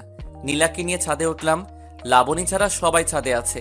নীলাকে নিয়ে এই অবস্থায় গিয়ে বেশ লজ্জার মধ্যে পড়ে গেলাম। আমি ভাবছিলাম এখনো কেউ আসেনি, কিন্তু এখানে তো সবাই আছে। দূর কি যে করি না আমি। এরপর আমি বললাম, আসলে ও ঘুমিয়ে আছে তো তাই। ঠিক আছে, সমস্যা নেই। ওর রাত 12টা 1 বাজতেই সবাই চিৎকার দিয়ে বলে উঠল, হ্যাপি বার্থডে প্রিন্সেস নীলা। মেয়েটা ভয় পেয়ে আমাকে জড়িয়ে ধরে আছে। আমি কি করব বুঝতে পারছি না। অবস্থা স্বাভাবিক হতেই নীলা আমাকে ছেড়ে দিল। তারপর কেক কাটলো। এরপর আমি বললাম, ভাবিকে দেখছি না যে। মাথা ব্যথা করতেছে তাই ঘুমিয়ে গেছে, ওকে আর ডাকেনি। ও, কিছুক্ষণ পর সবাই চলে গেল, শুধু আমি আর নীলা আছি। নীলা দৌড়ে এসে আমাকে জড়িয়ে ধরলো, তারপর মারতে লাগলো আমাকে। নীলার এমন কাণ্ড দেখে আমি বললাম, এ কি, মারছো কেন? তো কি করব, আপনি অনেক পচা। কেন, আমি আবার কি করলাম? জানেন কতটা টেনশনে ছিলাম। আর আব্বুর সামনে এসব কি? কোন সব? ওই যে কোলে করে আনলেন কেন? তুমি কিভাবে জানলে? ওয়েট, তুমি কি জেগেছিলে? জেগেছিলাম। যখন কোলে তুললেন তখন ঘুম ভেঙে গেছিল। তার মানে তুমিও খেলছো? তো আপনি এত সব করলেন, আমি কি শুধু চুপ করে শুয়ে থাকতে পারবো না? আর আমার তো ভালোই লাগতেছিল। মানে কি? দাঁড়াও দেখাচ্ছি মজা। আলতো করে নীলার হাত ধরলাম। নীলা কেমন শিউরে উঠল। জোরে একটা টান দিতেই নীলা আমার কাছে চলে আসলো, অনেকটা কাছে। নীলাকে কোলে তুলে নিতেই বুঝলাম মেয়েটা কাঁপতেছে। চাঁদের আলোয় আবার সে অসম্ভব সুন্দর মেয়েটাকে দেখছি আমি। হঠাৎ ছাদে কারো প্রবেশে তাড়াতাড়ি নীলাকে নামিয়ে দিলাম আমি। তাকিয়ে দেখি লাবণী। ইস, ছেড়ে দিয়ে কি ভুলটা করলাম। আরেকটু কোলে রাখলে ভালো হতো। লাবণী দেখলে ভালোই হতো, বেশ জ্বলতো। এরপর লাবণী এসে বলল, কি হচ্ছে এখানে সব? আপু কিছু না।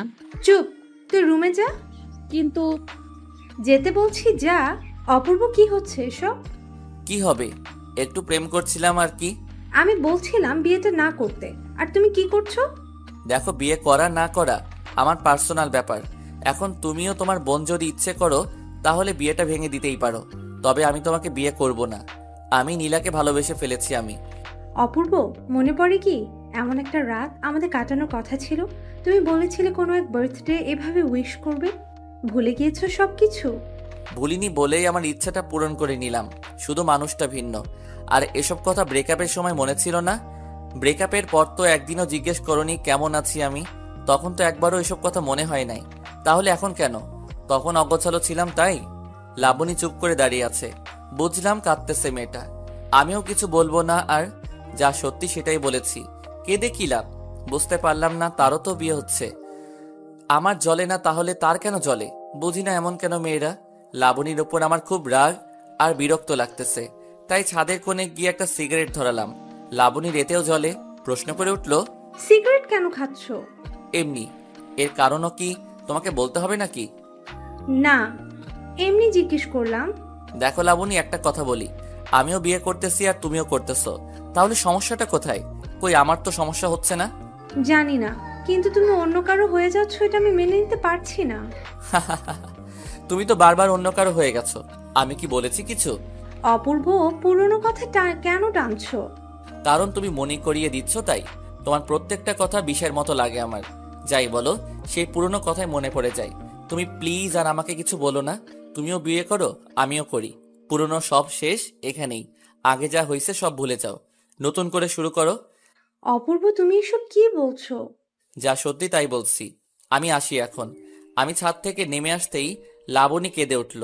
নিজের ভুলের জন্যই হারিয়ে ফেলছে আজ আমাকে। আজ তার চোখের সামনে অন্য মেয়ের সাথে প্রেম করে বেড়াচ্ছি, আর বিয়েটাও তাকেই করব। সবচেয়ে বড় কথা হলো মেয়েটা তারই বোন। মেনে নিতে কষ্ট তো হবেই, আমিও এটাই চাই। আর জ্বলুক, জ্বলতে জ্বলতে পুড়ে যাক তার হৃদয়, যেমনটা আমার পুড়েছে। নিচে নামতেই নীলা আমার হাত ধরে ফেললো আর বলল, আপু কি বলল? বলল যে রোমান্স একটু কম করতে। ছি, কি বলেন এসব? সত্যি ভাবি আমার বেশ ভালো। যান এবার গিয়ে শুয়ে পড়ুন। কোথায় শুভ? তোমার রুমে? না, সামনের রুমে। আজকে তোমার সাথে থাকবো। বিয়ের পর থাকেন, এখন যান। নীলা কিছুটা ধাক্কা দিয়ে রুমে পাঠিয়ে দিল আমাকে। দরজা বন্ধ করার আগে বললাম, নীলা একটা পাপ্পি দিয়ে যাও। হবে না। একটা দিবা শুধু? আমি পারবো না। তাহলে আমি করব? না, করতেছি। নীলা আমার ঠোঁটের উপর হাত রেখে একটা কিস করে দৌড়ে পালালো। কি দুষ্টু মেয়ে রে বাবা, একটা কিস করতে বলছি আর কি কিস করলো। এসব বুদ্ধি হুট করে কিভাবে আসে বুঝি না। মেয়েটার সাথে যতই সময় কাটাচ্ছি ততই তার মায়ায় জড়িয়ে যাচ্ছি, তার কাজগুলো মনে রাখার মতোই। আমিও বা কম কিসে, একসাথে দুইটা মেয়েকে হ্যান্ডেল করতে হচ্ছে। লাবণীর কথা উঠে আসতেই বুকের ভিতর চিনচিনে ব্যথা করলো। মনে পড়ে গেল সেই স্মৃতিগুলো, যেগুলো নীলার সাথে কখনো হবে না। এমন কিছু জিনিস আছে যেটা নীলা কখনো করতে পারবে না। প্রত্যেকটা মানুষের আলাদা আলাদা বিশেষত্ব থাকে, যেটা অন্য মানুষের মাঝে থাকে না। তেমনি লাবণীর অনেক জিনিস ছিল যা নীলার মধ্যে নেই। এত কিছু না ভেবে ঘুমিয়ে পড়লাম। ভোর হতেই বাসা থেকে বের হয়ে আসলাম। বিয়ের আগে শ্বশুর বাড়িতে থাকার কথা মানুষ শুনলে খারাপ বলবে, তাই সকাল 8টা বাজতেই নীলা কল দিল। কই আপনি এখন? বাসায়। কেন? চলে গেলেন কেন? আরে বিয়ের আগে শ্বশুর বাড়ি থাকলে মানুষ কি ভাববে, তাই চলে আসলাম। আমি খিচুড়ি রান্না করতে চাইছিলাম আপনার জন্য, আর আপনি চলে আসলেন। এক কাজ করো, তুমি রান্না করে নিয়ে আসো। আজকে তো বের হতেই হবে, শপিং করতে হবে না? আর 2 দিন পর বিয়ে। আচ্ছা ঠিক আছে। মেয়ে মানুষ এত সহজে কান্না করে কিভাবে? এই জন্যই হয়তো ছলনা করতে পারে। চোখের জল তাদের অস্ত্র, খুব সহজে বিশ্বাস করানোর জন্য এই চোখের পানি যথেষ্ট, আর কিছু লাগে না। যাই হোক, অবশেষে ফ্রেশ হয়ে খাওয়া দাওয়া করলাম। বাড়িতে প্রচুর ব্যস্ততা, বাড়ি সাজানো হচ্ছে, ডেকোরেশনের লোক এসেছে আজকে। হই হুল্লোড় চিৎকার চেঁচামেচিতে পুরো বাড়ি মাথায় উঠেছে। খাওয়া দাওয়া শেষ করে গাড়ি নিয়ে বের হয়ে পড়লাম আমি আর ভাইয়া।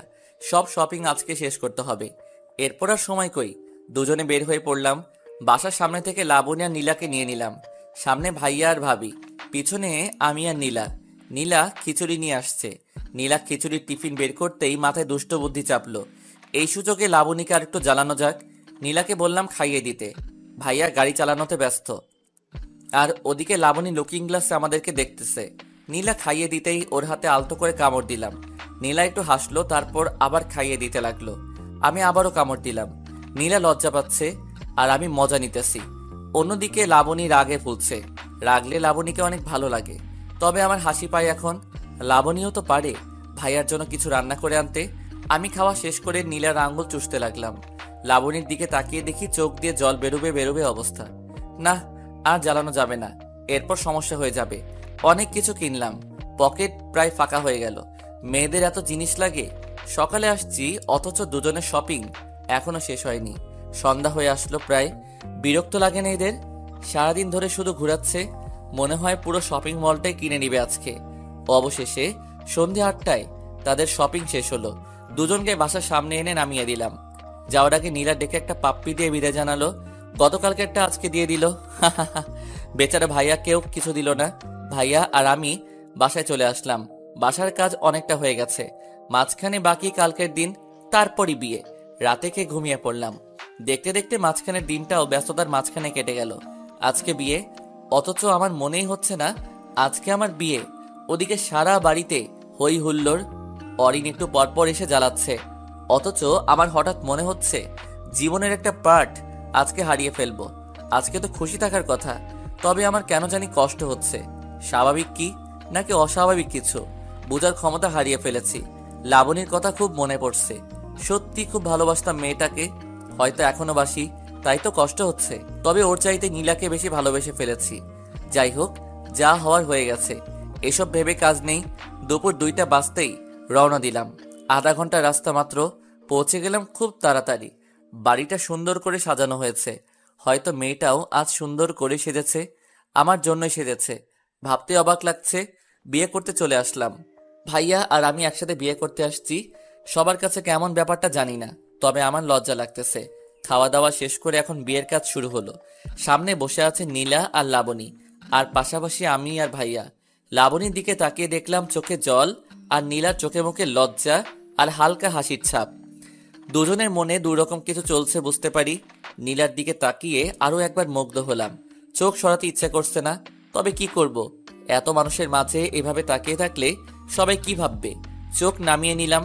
লাবণীর দিকে তাকিয়ে দেখলাম কেমন মায়াভরা দৃষ্টিতে তাকিয়ে আছে আমার দিকে। ইচ্ছে হচ্ছিল জড়িয়ে ধরে মেয়েটাকে বলি, আমিও তোমাকে চাই, কিন্তু জেদটা তখনই নাড়া দিয়ে উঠল আবারও। আর নীলাকে ছাড়াও আমার পক্ষে সম্ভব না। এরকম হাজারো চিন্তা ভাবনা ঘুরতে লাগলো মাথায়। বিয়ের কাজও সম্পূর্ণ হলো। কবুল বলার সময় লাবণীর দিকে তাকিয়ে দেখলাম কাঁদতেছে। সবাই ভাবতেছে একটা কারণে কাঁদছে, কিন্তু আমি তো জানি এই কান্নার অন্য আরেকটা কারণ রয়েছে। লাবণীর কান্নার ক্ষতটা আমার বুকেও আঘাত করছে। সে অন্য কারো হয়ে যাবে, যতই জেদ হোক। ভালো তো বাঁচতাম তাকে, কষ্ট আমারও হচ্ছে। তবে নীলার দিকে তাকিয়ে সব ভুলে যাচ্ছি বারবার। এরপর কি হবে?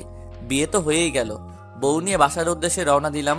বউকে কোলে করে রুমে নিয়ে যেতে হবে, এটাই নাকি নিয়ম। আগে কখনো বিয়ে করিনি তো, তাই জানি না। নীলাকে কোলে করে রুমে এসে নামিয়ে দিলাম। সবাই রুমে ঢুকলো, আমি বাহিরে বের হয়ে আসলাম। লজ্জা লাগছিল অনেকটাই। জানি না নীলার কেমন লাগছে এখন। এতগুলো অচেনা মানুষ ঘিরে আছে তাকে। তার আমার থাকাটা জরুরি ছিল। এদিকে আমার তো জ্বলছে একটু একটু লাবণীর কথা ভেবে। ওকে নিয়ে তো কত স্বপ্ন দেখেছিলাম। বিয়েটা তো ওকেই করতে চেয়েছিলাম, কিন্তু তার একটা ভুল সিদ্ধান্ত সবকিছু বদলে দিল। আজ সে আমার ভাবি। চাইলেও আর সে নাম লাবণী বলে ডাকতে পারবো না, ডাকতে হবে ভাবি বলে। তুমি তো ভাবছো আমি নীরব। আমার নীরবতা দেখলে, কিন্তু ভেতরের অস্থিরতা কখনো দেখলে না, বুঝলেও না কখনো, আর কখনো বোঝার সুযোগটাও পাবে না। আমার অস্থিরতা বোঝার একজন পেয়ে গেছি, যেমনটা তুমিও পেয়েছো। ভাইয়া তোমাকে অনেক ভালোবাসবে, অনেক, সবার থেকেও তুমি। ভাবতে ভাবতে চোখের কোণে জল এসে গেছিল। আসলে যতই ভুলে গিয়ে ভালো থাকার অভিনয় করি না কেন, ভালোবাসার মানুষকে কখনো ভুলে গিয়ে ভালো থাকা যায় না। যেটা শুধুই অভিনয়, আর এই অভিনয়ের ভালো থাকার উপরেই অনেক মানুষ বেঁচে আছে। অনেক সত্য চাপা পড়ে যাচ্ছে এই অভিনয়ের ভালো থাকার উপর। আমার সত্যিটাও চাপা পড়ে গেছে। কেউ জানে না আমি লাবণীকে ভালোবাসতাম। সবাই বের হয়ে যেতেই বন্ধুগুলো আসলো, এসেই রুমে ঢুকিয়ে দিল। রাত প্রায় 12টা বেজে গেছে। দরজা বন্ধ করে গুটি গুটি পায়ে আগানোর চেষ্টা করছি, কিন্তু আজ হঠাৎ ভয় লাগছে মেয়েটাকে। কি হবে এসব ভেবে ঘাম ছুটে গেছে আমার। এতদিন তো খুব কাছে যাওয়ার চেষ্টা করতাম, তাহলে আজ তাকে কাছে পেয়েও ভয় লাগছে কেন? সব ভয় কাটিয়ে আমি গিয়ে নীলার পাশে বসলাম। এরপর ওর গালে আলতো করে হাত রেখে বললাম, অজু করে এসো, নামাজ পড়বো দুজনে। এরপর মেয়েটা চুপচাপ উঠে গেল। আমার উদ্দেশ্য দুইটা, প্রথমত নামাজ পড়বো দুজনে, আর দ্বিতীয়ত মেয়েটার এই মেকআপে ভরা মুখটা আমি দেখব না। এমনিতে অনেক ভালো লাগে ওকে। মেকআপ করে আসল সৌন্দর্যটা ঢাকা পড়া মেয়েটাকে আমি দেখতে চাই না। নীলা আসতেই আমিও অজু করে আসলাম। জায়নামাজ নিচে রেখে দুজনে পাশাপাশি দাঁড়ালাম। তারপর নামাজ আদায় করে নিলাম। মনটা ফ্রেশ হয়ে গেল। সব দুঃখ কষ্ট সব অতীত ভুলে নামাজ দিয়ে দুজনের নতুন জীবন শুরু করলাম। নীলার মাথায় হাত রাখতেই লজ্জায় লাল হয়ে গেল। কিছুক্ষণ পর আমি নীলার হাত ধরে বলতে শুরু করলাম, আজকে কি পাবো এটা? কোনটা? যেটার জন্য এতদিন অপেক্ষা করেছিলাম। আপনার ইচ্ছা। তুমি এমন করলে কিভাবে হবে? আমি আবার কি করলাম? লজ্জা পাচ্ছ কেন? এতদিন তো খুব মজা নিচ্ছ, আর এখন লজ্জা পাচ্ছ? কি বলেন এগুলো? দাঁড়াও দেখাইতেছে কি বলি। বলেই নীলাকে কোলে তুলে নিলাম। নীলা লজ্জায় চোখ বন্ধ করে আছে। ওর চোখের পাতে একটা কিস করলাম। নীলা শক্ত করে আমাকে জড়িয়ে ধরে আছে। আমি নীলাকে বললাম, চলো ছাদে যাব। চলেন। তারপর আমি নীলাকে কোলে করে ছাদে নিয়ে গেলাম। কিন্তু এ কি, ছাদে তো আরো দুজন চলে এসেছে আগে থেকেই। ভাইয়ার বুকে মাথা রেখে লাবণী হাসছে আর কথা বলছে। এই দৃশ্য দেখে বুকের ভিতর চিনচিন করে ব্যথাটা আবার নাড়া দিয়ে উঠল। আমার কাছেও তো নীলা আছে, তবে তার জন্য কষ্ট কেন লাগছে? আমাকে নিজেকে সামলাতেই হবে, নিজেকে আরো কঠোর হতে হবে। নীলাকে নিয়ে ছাদে উঠতেই ভাইয়া পিছনে তাকালো আর বলল, কিরে তোরা এখানে? আমারও তো একই কথা, তোমরা এখানে কেন? তোর ভাবিকে নিয়ে চাঁদ দেখতে এলাম। আমিও তো আমার বউকে নিয়ে চাঁদ দেখতে এলাম। আই বস। না, আমি ওদিকে যাই, তুমি প্রেম করো। আমাদের দুজনের কথা শুনে লাবণী পিছনে তাকালো। নীলা আমার কোলে আর লাবণী তাকিয়ে আছে আমার মুখের দিকে। এরপর নীলাকে নিয়ে ছাদের ওপাশে চলে গেলাম। নীলাকে কোল থেকে নামিয়ে দিয়ে ওর কানে কানে বললাম, আমাদের ছাদে বাসর করার প্ল্যানটা নষ্ট হয়ে গেল। তো রুমে চলুন, এখানে ভাইয়া আর আপু আছে, তাদের সামনে প্রেম করা যাবে না। কথা খারাপ বলনি, দেখি ভাইয়াকে পাঠানো যায় কিনা। দরকার নেই, চলুন তো রুমে। আজকে আপনার পাওয়ার দেখব। খুব তো বলতেন। কি বলতাম? কিছু না, চলুন তো। এবার নীলা এক প্রকার টেনে হিচড়ে আমাকে রুমে নিয়ে আসলো। লাবণী 1 সেকেন্ডের জন্য নজর সরায়নি আমার দিক থেকে। মেয়েটার অনেক জ্বলছে হয়তো। তারপর রুমে এসে আমি নীলাকে বললাম, নীলা একটা কথা বলবো। বলো, কি বলবে? নীলা, তুমি দাও কিছু, আমি দিব কিছু, তাহলে জন্ম নিবে ছোট্ট একটা শিশু। যা দুষ্টু কোথাকার, মুখে যা আসছে তাই বলছে, লজ্জা করে না আপনার? এরপর আমি রুমের দরজা বন্ধ করে দিলাম। নীলা চুলগুলো ছেড়ে দিল, আমার পছন্দের জিনিস তার এলোমেলো চুলগুলো। আর লোভ সামলাতে পারলাম না, চুলে নিজেকে ডুবিয়ে দিলাম। মাতাল করা গন্ধে পাগল হয়ে গেলাম, নেশার ঘরে আছি আমি। নীলার ঘাড়ে কিস করতেই নীলা আমার পিঠে খামচে ধরলো। নীলাকে ধাক্কা দিয়ে বিছানায় ফেলে দিলাম। তারপর তার কাছে গেলাম। নিঃশ্বাসের শব্দটা আমার এমন মনে হচ্ছে তার হার্টবিটের শব্দটা যেন আমার হৃৎপিণ্ড থেকে বের হচ্ছে। বাকিটা ইতিহাস, কি হয়েছে আমি নিজেও জানি না। বিয়ে করিনি তো, তাই বলতে পারলাম না। পরের দিন সকালে নীলাকে পাশে দেখলাম না। প্রতিটা মেয়ের মতো সেও বাসর শেষে গোসল করতে গেছে। মুচকি একটা হাসি দিয়ে ঘুম থেকে উঠলাম। এমন মুচকি হেসে ঘুম থেকে ওঠা মানে আজ সারাদিন ভালো কাটবে। হঠাৎ মাথায় একটা দুষ্টু বুদ্ধি চাপলো। বাথরুমে নক করলাম, নীলা বুঝতে পেরে দরজা খুলে দিল। এরপর ভিতরে ঢুকে যা দেখলাম তা আর বলার দরকার নেই। তারপর একসাথে দুজনে গোসল করে বের হলাম। নীলা একটা কিস করে চলে গেল। বিয়ের প্রথম দিনেই নীলা বাড়িটাকে আপন করে নিয়েছে, এটাই অনেক কিছু। 5 মিনিট পরে নীলা আবার চলে আসলো। আমি নীলাকে বললাম, কি ব্যাপার, চলে আসলে কেন? আম্মু অনেক পচা। কেন, আম্মু আবার কি করলো? বকা দিছে, বলে আমি রান্নাঘরে কেন এসেছি। আম্মু এমনই, যতদিন সুস্থ আছে ততদিন তোমাকে কাজ করতে দিবে না, কিন্তু তুমি আম্মুর কাছে হেল্প করবে, তার সাথে সাথে থাকবে, আম্মু আব্বুর দেখাশোনা করবে, তাহলে তোমাকে সবাই ভালো জানবে। আর এটা তোমাকে নিয়ে আমার গর্ব, কারণ প্রতিটা স্বামী চায় তার স্ত্রীর নামে ভালো কিছু শুনতে। আচ্ছা ঠিক আছে, করব। নীলা একটা গান শোনাবো তোমাকে, শুনবে? শুনবো শোনা। তারপর আমি নীলাকে গান শোনালাম। গানটা ছিল এমন, তোমায় দেখলে মনে হয় তোমার পেটে আমার বাচ্চা, আব্বু আব্বু কয় বুঝি, আব্বু আব্বু কয়। ঢং দেখে বাঁচি না। তারপর সকালে নাস্তা করতে চলে গেলাম। দেখলাম লাবণী খুব চঞ্চল, সেই 4 বছর আগের মতো চঞ্চলতা আজ দেখতে পাচ্ছি, যেমনটা ছিল রিলেশনের আগে। হয়তো বিয়ের পর সব সামলে নিয়েছে, মেয়েরা অনেক কিছু সামলে নিতে পারে, হয়তো সেও সামলে নিয়েছে। খাবার খেয়ে সবাই যার যার রুমে চলে গেল। অনেক মানুষ আসলো নতুন বউ দেখার জন্য, এটাই স্বাভাবিক। 2 বউকে সবার পছন্দ হয়েছে, আর পছন্দ না হলেই কার কি। আমার বউ আমার পছন্দ হলেই চলে, কার পছন্দ হলো কার পছন্দ হলো না সেটা দেখার বিষয় না। সংসার যেহেতু আমি করব, কারো কোনো মতামতের প্রয়োজন আমি মনে করি না। লাবণী একটু বেশি সুন্দর, এটা সব সময় বলি আমি, তবে নীলাও কম না, এবং কম সুন্দরী হলেও ফেলে দিব না। চশমা পরলে খুব কিউট লাগে মেয়েটাকে। সারাদিন ব্যস্ততার মধ্যেই কাটলো। নীলার বাসা থেকে লোকজন আসলো, তাদের দেখাশোনা সব তো আমাদের করতে হবে। সন্ধ্যা হতেই ওদের বাড়িতে চলে গেলাম। নীলাদের বাড়িতে গিয়ে দেখি নীলার সব কাজিনরা একসাথে গোল হয়ে বসে আড্ডা দিতেছে। আমাদেরকে দেখে সবাই এগিয়ে আসলো। গতকাল এত ব্যস্ত সময় গেছে, কারোর সাথে পরিচিত হতে পারিনি, আজকে পরিচয় হয়ে যাবে, সমস্যা নাই। নীলা আমার হাত ধরে ঘরে নিয়ে গেল। বিয়ের প্রথম দিনগুলোর মতো যদি সবসময় হতো, তাহলে কখনো সংসারে দুঃখ থাকতো না। ঘরে ঢুকে শাশুড়ি মাকে সালাম করলাম, ভাইয়াও করলো। তারপর যার যার মতো নিজেদের রুমে চলে গেলাম। নিজেদের রুম বলতে আমি নীলার রুমে, ভাইয়া ভাবি রুমে চলে গেলাম। মেয়েদের ঘরগুলো এত গোছালো হয় কেন? তবে নীলার রুমে একটা জিনিস অবাক করার মতো, যা অন্য মেয়েদের রুমে থাকবেই, অথচ নীলার রুমে নেই। বুঝতে পারছেন? কসমেটিক্সের কথা বলছিলাম। খুব বেশি কিছু নেই, 2-1টা। যেখানে অন্য মেয়েদের রুমে 1 বস্তার চাইতে বেশি হবে, সেখানে নীলার রুমে কিছুই নেই। যাই হোক না কেন, না থাকাটাই আমার জন্য ভালো, কারণ টাকা বেঁচে যাবে। আর একটু শিওর হওয়ার জন্য নীলাকে প্রশ্ন করলাম, নীলা তুমি কি কসমেটিক্স ব্যবহার করো না? না, ওসব জিনিস আমার ভালো লাগে না। কি বলো, তুমি তো পুরাই আলাদা। অন্য মেয়েরা তো কসমেটিক্সের জন্য পাগল, আর তোমার ঘরে তেমন কিছুই নেই। কোনো এক জায়গায় পড়েছিলাম, তোমার যা